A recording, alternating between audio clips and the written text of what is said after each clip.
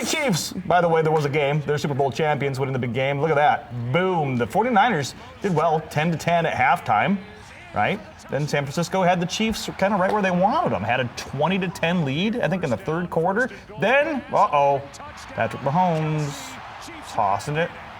I think that's Kelsey. You got his Super Bowl. Then you got another play here. And that was controversial because we don't know if he was in or not. Okay, so there wasn't any major controversy, but they called it a touchdown. Mm-hmm. And the score, I don't know, was it 31-20, something like that? I lost track. Yeah, it was. All I know is that man deserved himself a Super Bowl trophy because he's been coaching for 21 seasons. It's the first Chiefs Super Bowl victory since 1969, and tomorrow they're going to celebrate in the streets of Kansas City, Missouri. Not just so you know. Yeah. We'll talk about that in a second. The Lions, you're up next. Yeah, okay. All right. Hey, turning 100 is pretty remarkable, but how about adding 13 more years to that? Look at her, Todd. She is 113 years old. Sure, what? Chiefs celebrated that victory, but the focus was on this beautiful young lady. Her name is Ellen Goodwill, turning 113 years old. She invited Fox 17 to her party. Aww. She said she used to be a model. She loves watching pageants. And when it comes to living a long and healthy life, her caretaker says her secret is to stay away from alcohol and men. Mm-hmm. The Living Center asked people to send cards to help celebrate her big day. If you still want to send her a note or a gift, you can find all those details at fox17online.com. If you couldn't have alcohol or men, would you want to live to be 113 years old, Deanne? Can we move on? And if you have a child with a peanut allergy, listen up to this. Okay. The FDA approved the first drug to treat peanut allergies in children. The new medication called Palforzia can be used in children ages 4 to 17 that have been diagnosed with a peanut allergy by a doctor.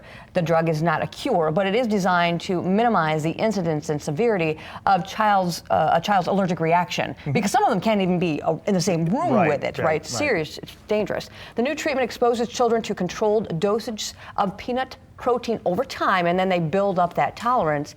In clinical trials, 2/3 of children tested were able to eat a small amount of peanut without having a reaction. That's a big breakthrough. And thanks to a new program, kids and shelter dogs at the Humane Society of West Michigan are gaining more confidence and comfort through the power of reading.